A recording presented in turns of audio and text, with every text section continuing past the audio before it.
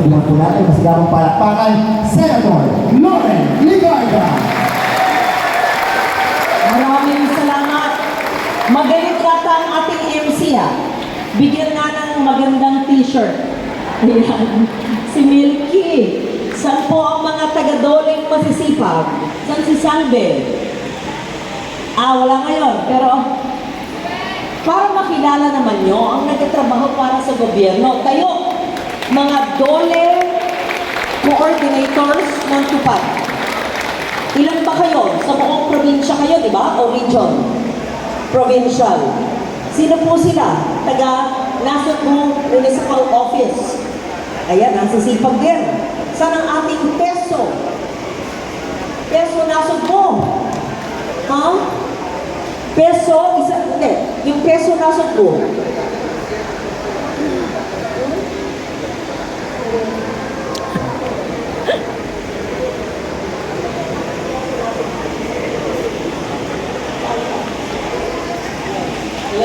Ayun. Ang galing.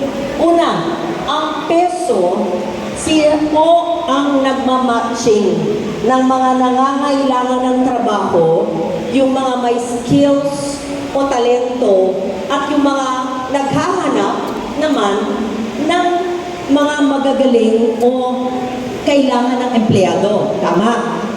Yan yung Public Employment Service Office. Yan ay dapat natin paigtingin dahil ang dami naman nangangailangan ng trabaho. At marami rin mga employers, malaki o maliit, na kailangan ng mga trabahante. Kaya i-match lang talaga ni peso ay mababawasan ang mga mahihirap at mababawasan ang mga nangangailangan ng trabaho. Kaya salamat sa ating peso officer at peso office ng Nasugbu sa inyong pagtrabaho. Lalo pa natin paigtingin para mapuno natin lahat ng naghahanap ng mga empleyado. Tama? At yung mga ayaw mag-empleyo, maari naman ng self-employment. Tuturuan, tutulungan, bibigyan ng kapital o mga tools at equipment para magkaroon ng maliit na negosyo o sariling pagkakakitaan. Mayor Tony Barcelon at sa lahat ng ating mga konsehal, magandang umaga ng muli. Masyado tayo nakatutok sa Nasugbu. Mula kahapon hanggang ngayon, sa mga darating na araw, patuloy ang ating pagbibigay ng tulong. Pampubliko man sa gobyerno at pampersonal man ng aking anak. Mahal na mahal po namin, Mayor Tony Barcelon, ang Nasugbu, kaya patuloy naming aalagaan ang mga pamilyang taga Nasugbu. Sa lahat po ng ating mga konsehal at ang ating mga kapitan, sa lahat po ng mga tumutulong kay Mayor Barcelon at sa inyong lahat. Siyempre, ang mga masasaya na tupad beneficiaries. Ngayong araw ay orientation pa lang. May out na!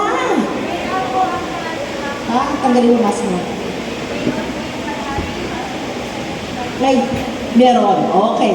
Kaya pala nakita ko ang gaganda ng ngiti dahil payout na. Alam naman nyo, pinaghirapan nyo yan. Una, sasabihin ko po, buo ang bayad sa inyo. Bilangin nyo. Walang mawawala, walang kabakas, walang komisyon. Dahil sa ilalim ng aking panunungkulan, zero corruption. Sa inyo po lahat yan. At yung mga orientation, tinan nyo sila, graduate na. Kayo po, malapit na rin yan paghusayan ng trabaho.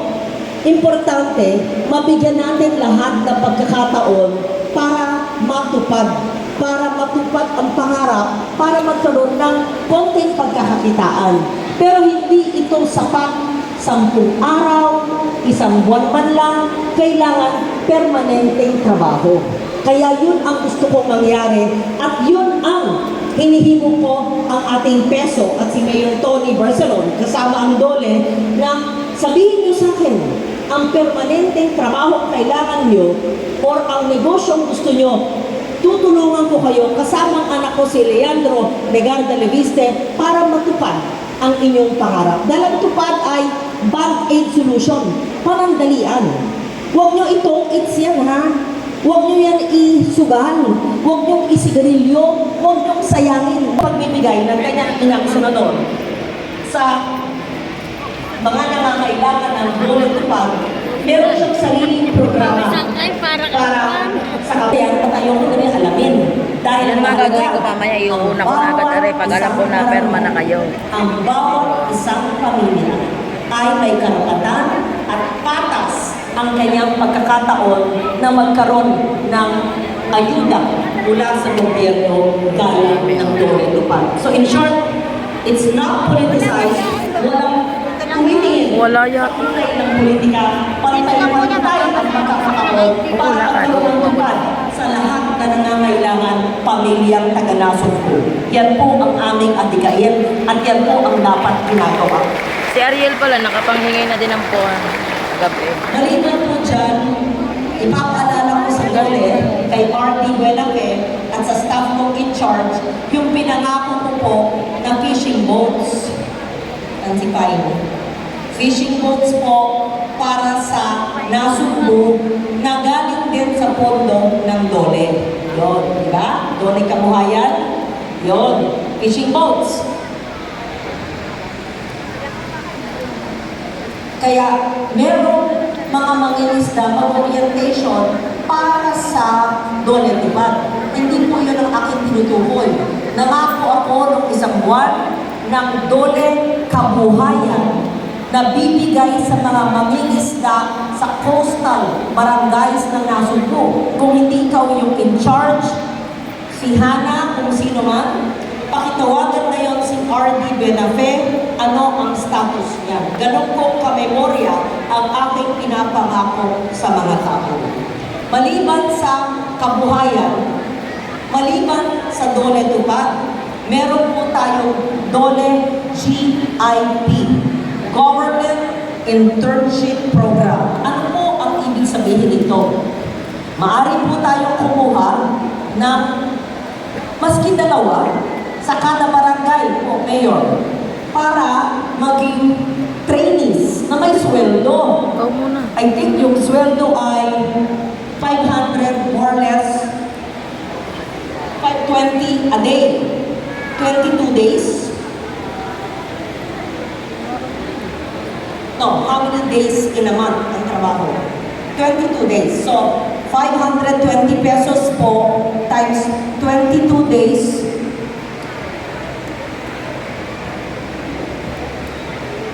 Tapos, pwede 3 buwan hanggang 6 na buwan.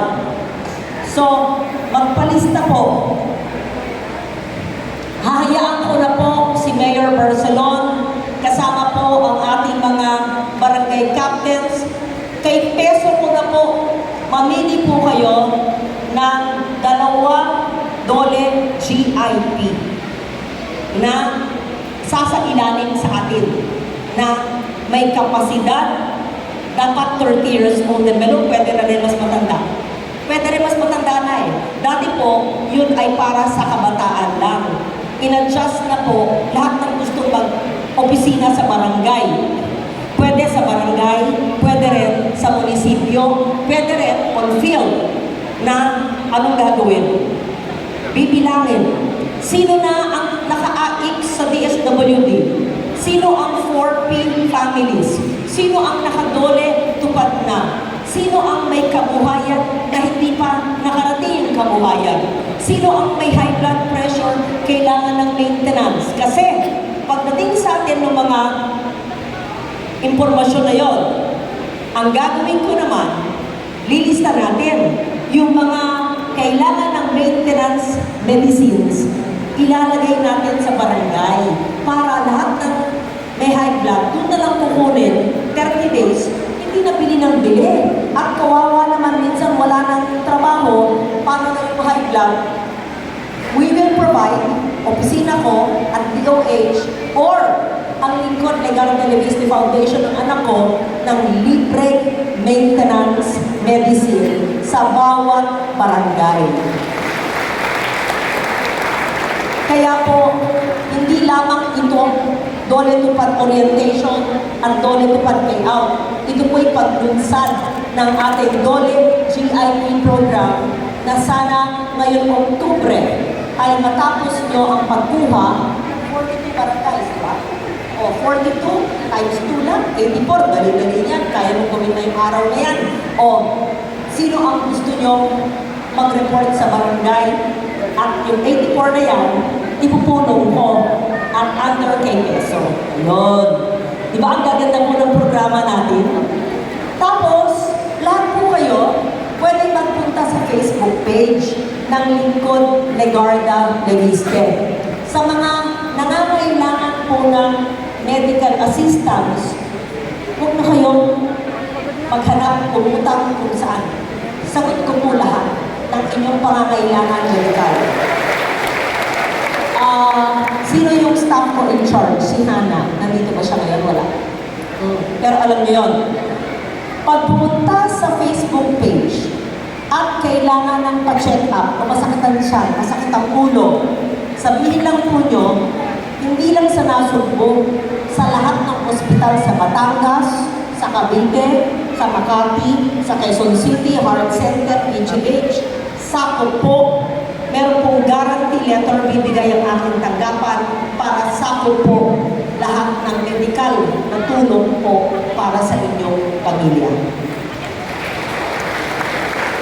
Sa mga anak naman ninyo o kamag-anak o kung kayo mismo ay nasa kolehiyo, sa ilalim ng aking batas na free quality tertiary education. Ibig sabihin, alam naman nyo, libre na po ang college. Matrikula lang. Eh, paano naman yung load, yung data, transportasyon, pagkain, libro, computer?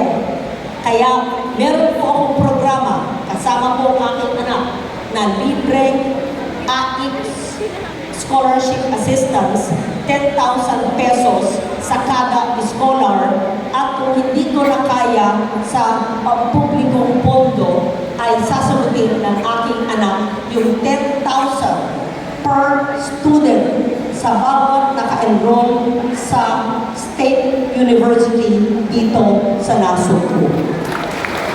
Kaya ang ating programa ay tatlo. Summarize na po.